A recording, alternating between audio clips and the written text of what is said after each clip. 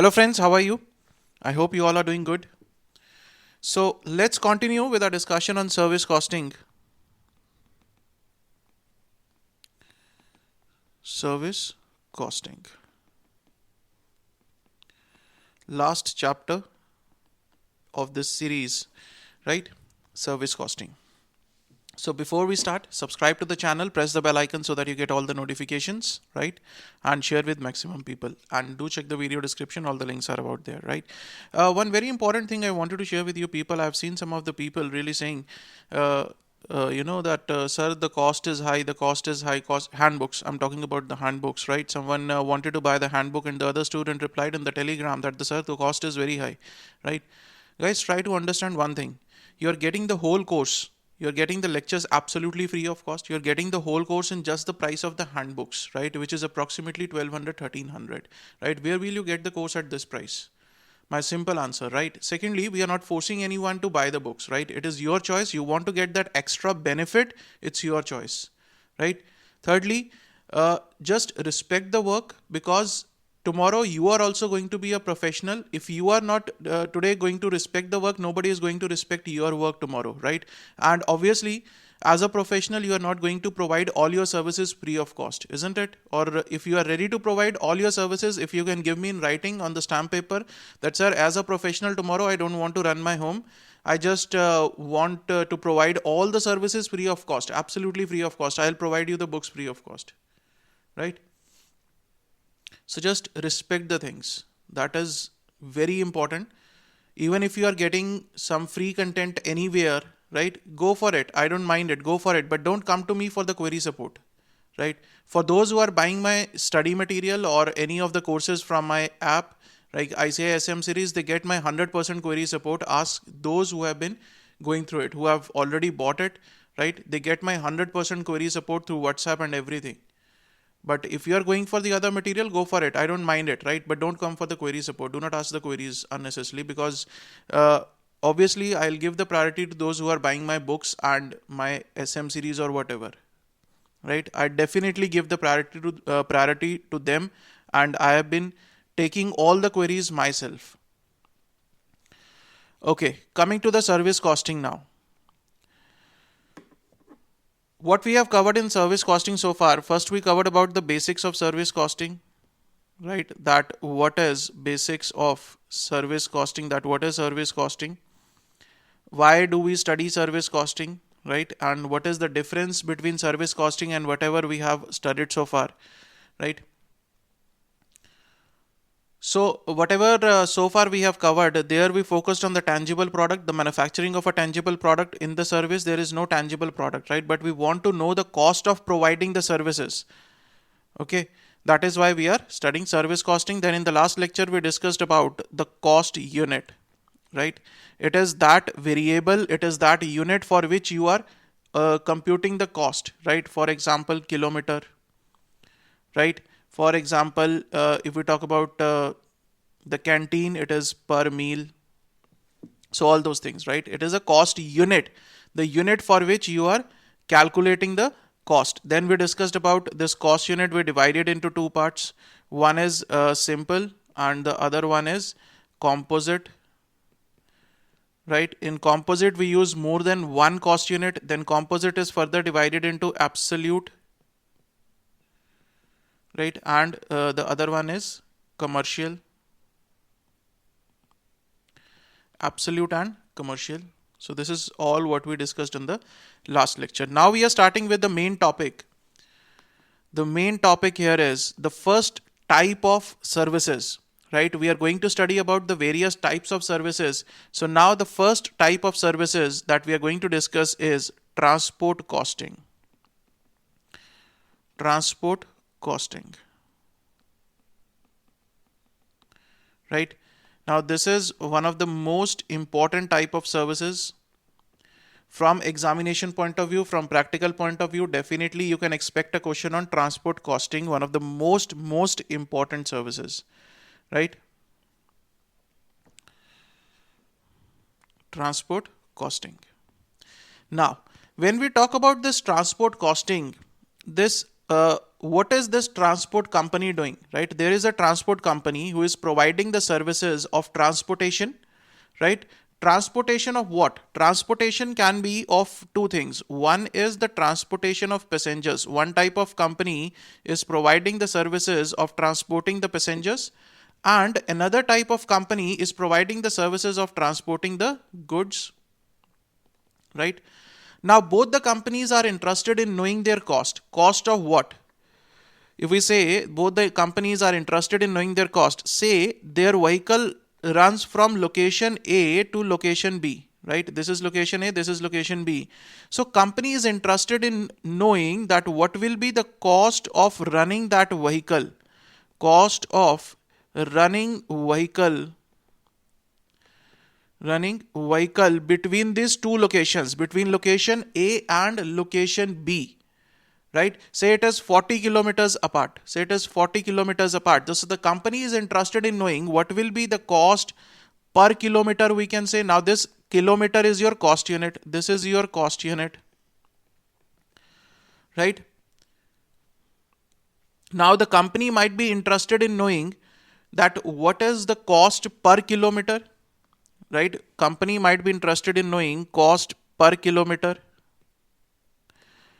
or the company might be interested in knowing cost of carrying passenger per kilometer. So cost per passenger kilometer, right? Or if you are this transporting the goods, then you may be interested in knowing the cost per ton kilometer, right? That is the weight being carried over kilometers. Here the one passenger over 1 kilometer, here 1 ton over 1 kilometer, per ton kilometer, right? So that is why this transport company is interested in doing the costing, because they want to know the cost of running their vehicle from location A to location B, that what will be the cost that will be incurred. Now the cost will be dependent upon various factors. The cost is dependent upon various factors like the distance being covered.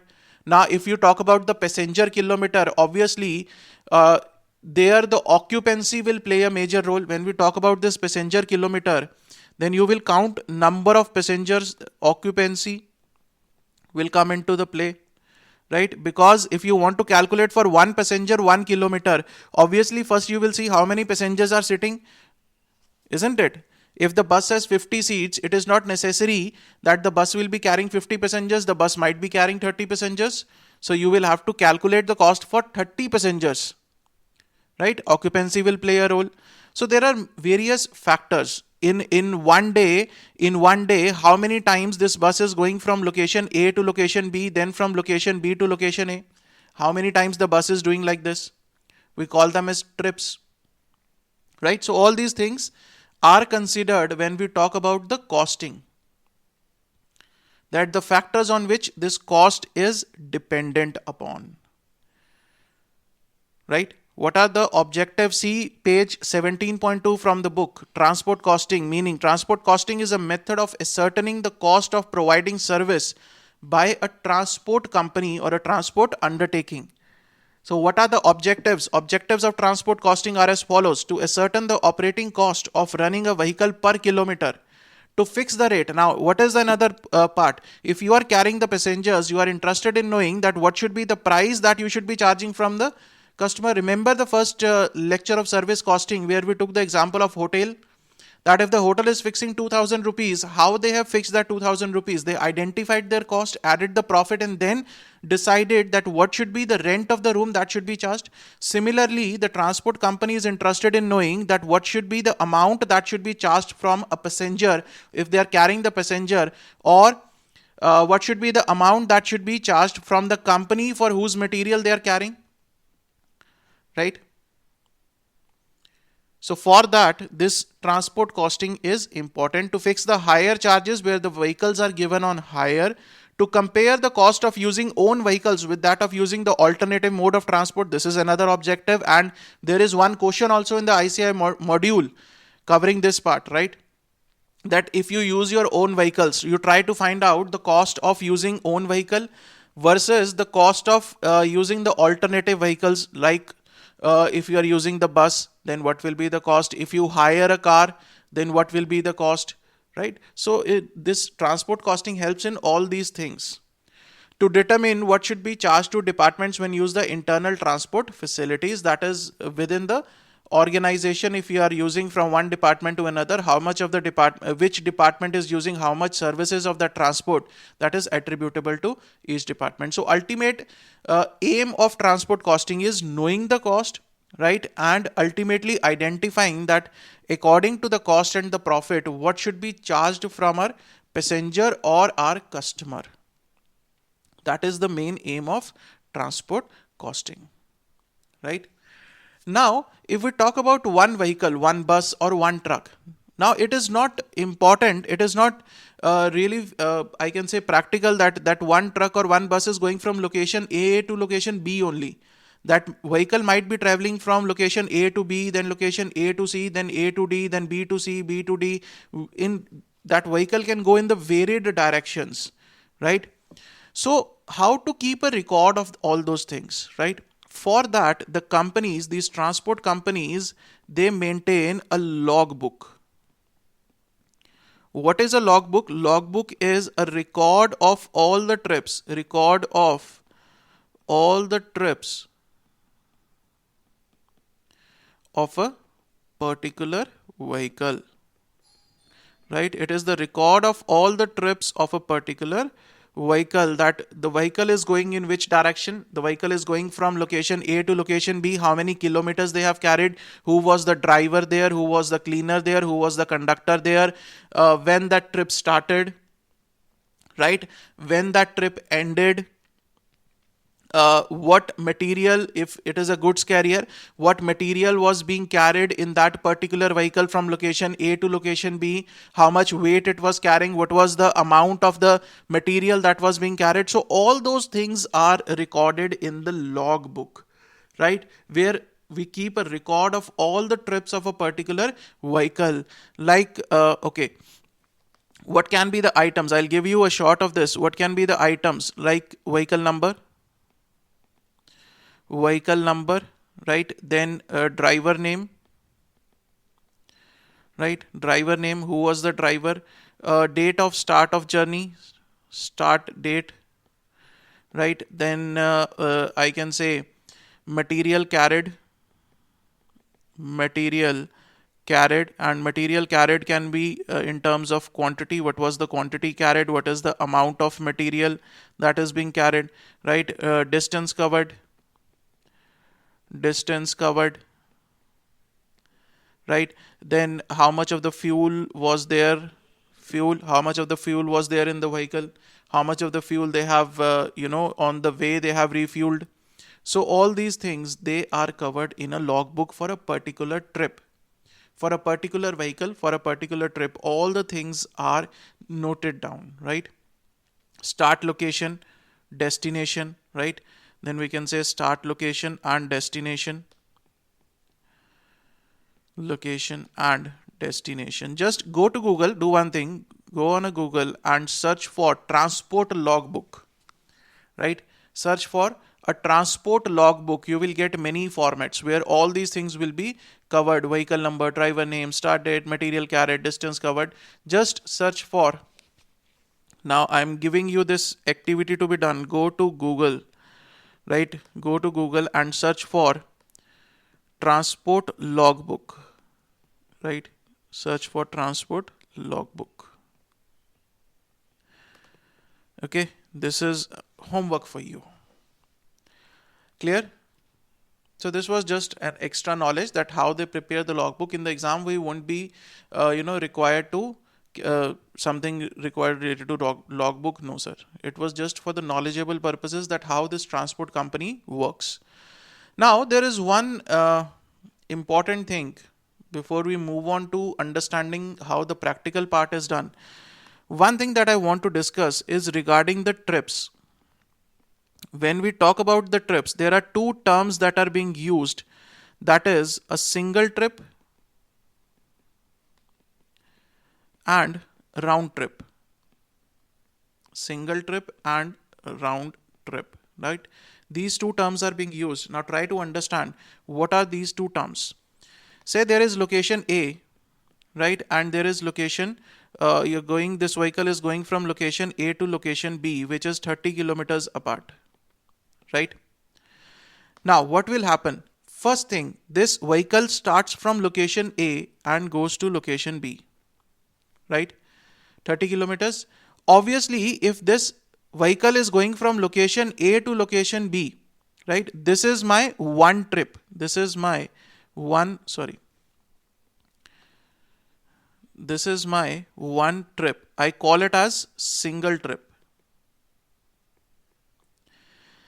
Now, if this vehicle has moved from location A to location B, it is quite obvious that this vehicle will come back from location B to location A also, right? This is another trip, so I call it as one trip,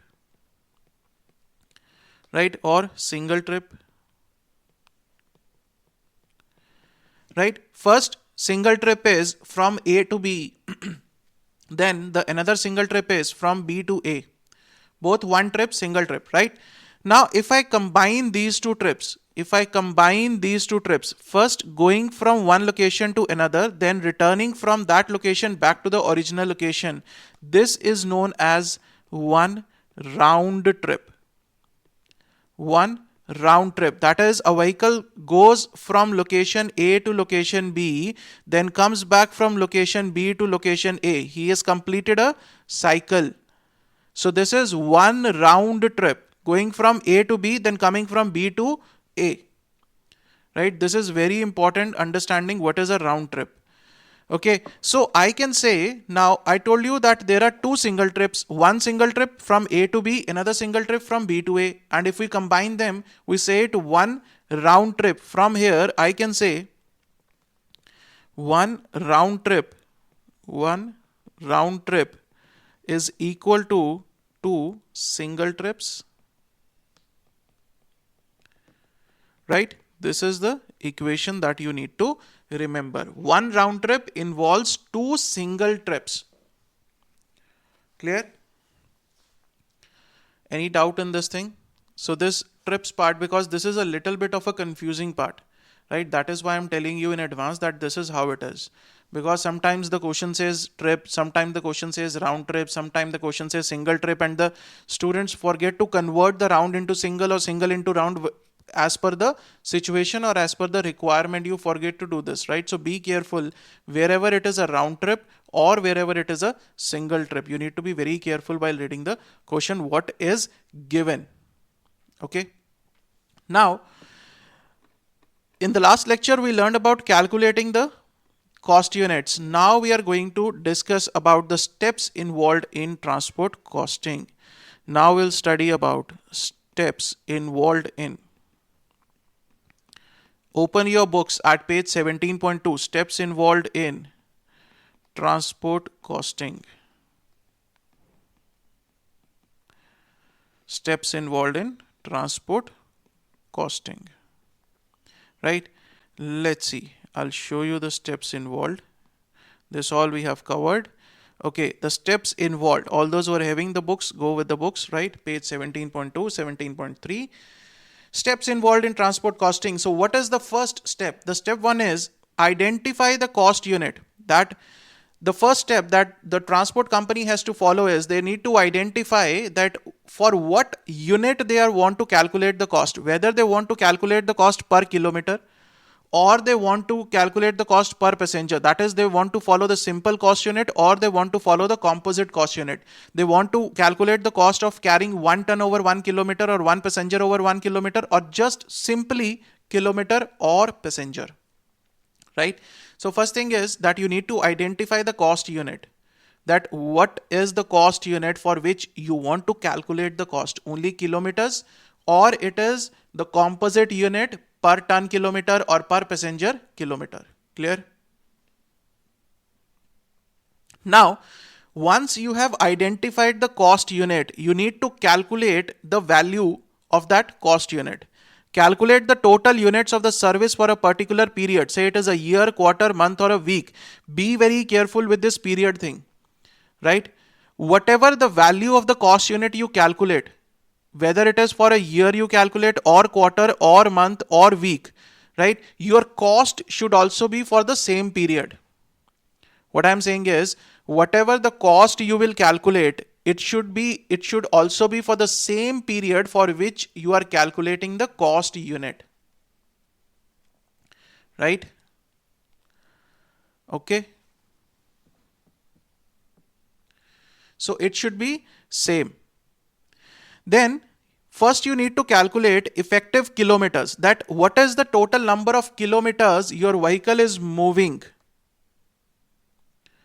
Right? What is the total number of kilometers your vehicle is moving? How you calculate it? It is dependent upon the distance covered one way. Obviously, if you are going from A to B, say it is two locations, A and B, right? The first thing that you will see is what is the distance that you are carrying, that you are covering, right? So the first thing is distance covered. Right? What is the distance covered? Say 30 kilometers is the distance covered. In a particular day, how many number of times you are going from A to B or coming from A to B? Number of trips, right? Number of trips. That how many times you are going from one location to another location, right? If you are going from A to B in a particular day, you will come back from B to A. There will be 2 trips of 30 kilometers. 2 trips of 30 kilometers. 2 trips of 30 kilometers. Then number of days operated in a month. This I am saying for a particular day, right? This I am saying for a particular day. Now you are doing 2 trips of 30 kilometers in one day. So that is why we say at the very beginning that this period should be very important, whether you are calculating for one day, 1 week, 1 quarter, or 1 month or 1 year, right? Say you are calculating for year. So first you will calculate the number of days you are operating in a month. Say in one day, 2 trips. Say in a month you are operating for just 25 days. Obviously, if it is very difficult to operate for all the days, right? So we are operating for 25 days. So in one day, if 2 trips of 30 kilometers, then how many kilometers are being covered? In one day, they are covering 60 kilometers, 2 trips of 30. In 25 days, how many kilometers will be covered? After that, you have computed for the month, then multiplied by the number of months operated in a year. In a year, if you are operating for 12 months, right, multiplied by 12. This will give you total kilometers run by a vehicle in a year. Right? This will give you the total kilometers being run by a vehicle in a year. Right? Now, if you are doing the simple cost unit, if you are looking for a simple cost unit, this is the effective kilometers. That's it. Now you will calculate the cost for these many kilometers, right?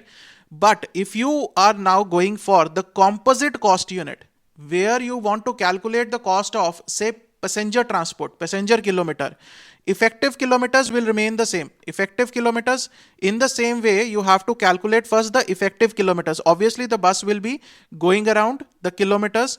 You will calculate the effective kilometers in the same way. Effective passenger kilometers, now how to calculate it? See, effective kilometers are as calculated in step number 1.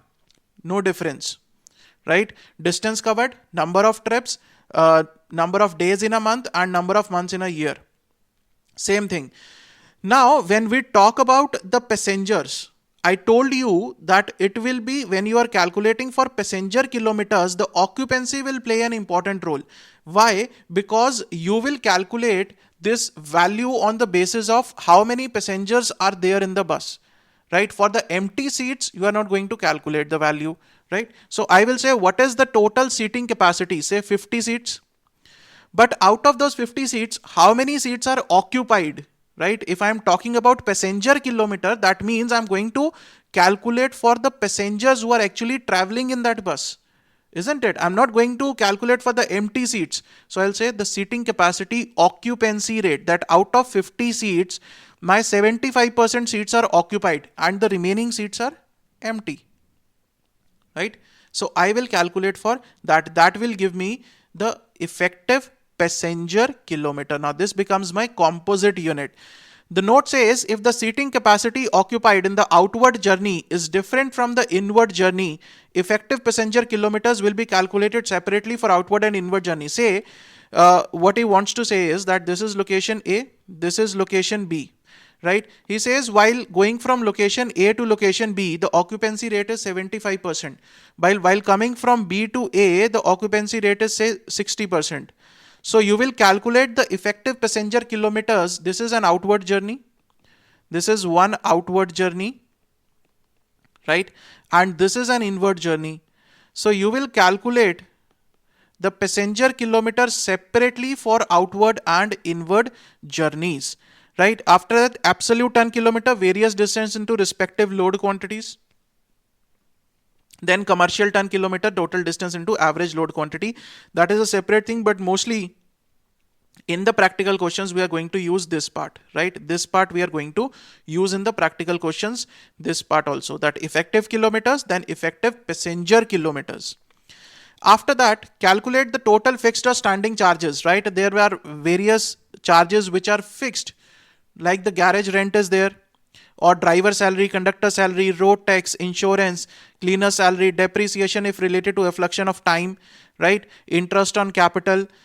So all these things, calculate the total standing charges, then standing charges per unit. Per unit means this unit that you have calculated in step 2.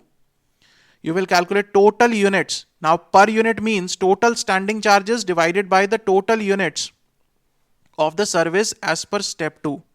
Right?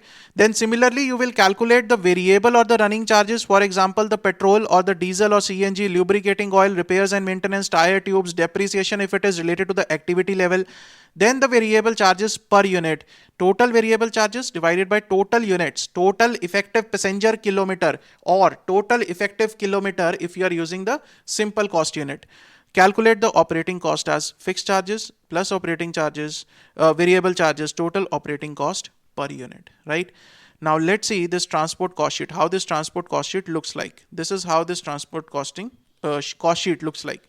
Fixed cost or the standing charges, road tax, total amount, and per kilometer or per passenger kilometer, right? Per unit basically. Here we can say it is per cost unit, right? Insurance, driver, conductor, interest on capital, garage rent, depreciation if it is related to time, office and administration overheads. Then variable charges are there, depreciation if it is related to the operation activities. Then petrol, diesel, that is fuel expenses, lubricating, repairs, maintenance, tire tubes, and this is the total operating cost, which the company is interested in knowing that what will be the total cost of operating services, of providing the transport cost sheet. Now, one major point here that students often ask me that, sir, is it important in the examination to bifurcate between fixed cost and variable cost? That if we are not able to bifurcate between the two, will our answer be wrong? No. Right? You can combine all the expenses. It is not necessary that you have to bifurcate between fixed and variable charges. You can combine and you can calculate in that ways also. Right? It is preferable to divide. But if you have lots of confusion related to the items given, then do not divide it. Okay, just take it straight away, divide by the number of total cost units, you will get the operating cost, right? Even that is absolutely correct. Now, in this, I want to discuss just one point, that is fuel cost. I want to discuss something about fuel cost. Sir, what is that discussion? Now, the fuel cost is dependent upon the number of kilometers run by the company, by the vehicle, number of kilometers run by vehicle, isn't it? Right?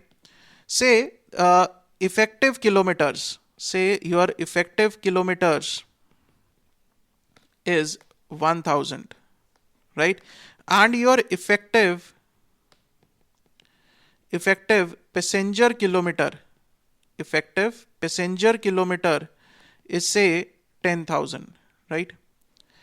Now, when we talk about this fuel cost, sir, fuel cost is dependent upon the kilometers. Are your passengers who are traveling in that bus, are they going to consume some fuel or not? Are your passengers going to consume the fuel? Yes, sir. The passengers will be drinking the fuel, isn't it? They will be drinking the petrol, diesel. right? While traveling in the bus, sir, what are you talking, sir? How can they? Isn't it? So remember one thing, this fuel cost, because in many of the questions you will get this thing where the fuel cost is to be separately treated, right? So remember this thing, that fuel cost is dependent only upon the effective kilometers, right? So whenever there will be a fuel cost, be careful to calculate the fuel cost as per effective kilometers and not as per effective passenger kilometer, right? Because the passengers are not going to consume your fuel. Okay, so fuel cost is dependent upon the calculation of total cost is dependent upon effective kilometers and not effective passenger kilometers, right? Why I'm discussing this fuel cost separately, because this is, if you will check the ICS study mat also, there are 2 or 3 questions I think where the fuel cost is to be calculated separately, and sometimes the confusion is whether it is to be computed on passenger kilometer or kilometer. So always remember that passengers are not going to drink the fuel, they are not going to consume the fuel, it is only dependent upon effective kilometers, right? So the steps are clear. I hope you need to remember these steps, right? Just remember these steps and everything else you will be able to do. That first identify the cost unit, then total units of the service, right? Value of those total cost units, distance covered, effective kilometers, then effective passenger kilometer or effective ton kilometer, right? If it is not passenger, if it is ton, it will not make a difference. What is the total capacity, total carrying capacity? Here it will be total carrying capacity multiplied by percentage of the load carried, percentage of load carried, right? So there will be no difference if we talk about from the transport company who is carrying the goods instead of passengers. Clear? Instead of seating capacity, there will be carrying capacity, and instead of seating capacity occupancy rate, we will be will say the percentage of load being carried of that carrying capacity. Obviously, for the percentage of load that you are carrying, you are going to identify the effective passenger or effective ton kilometers, right? Then total fixed cost, total variable cost divided by the number of units of the service, you will get the operating cost per unit of that service. That is operating cost per kilometer or operating cost per passenger kilometer. You will get the cost for that. Clear? So this is about all the practical basics of transport costing. Now in the next lecture, for the next 2 or 3 lectures, we'll be solving the questions on this, right? You can try question number 1 on your own if you want to try, right? Try question number 1, right? This I'm giving as homework. We'll solve it. Don't worry. We are going to solve it. It is not that we are not going to solve it in the class. We are going to solve it in the next lecture. It is just for your practice that you can try if you want to on your own, right? So we'll continue with the transport costing only because this is the base. It will take 2 or 3 lectures. After that, whatever this services we are going to cover, those are going to be very easy, right? Just 2 lectures will complete it, right? So see you guys in the next lecture. Till then, stay safe, stay healthy, keep studying, keep sharing. Thank you so much.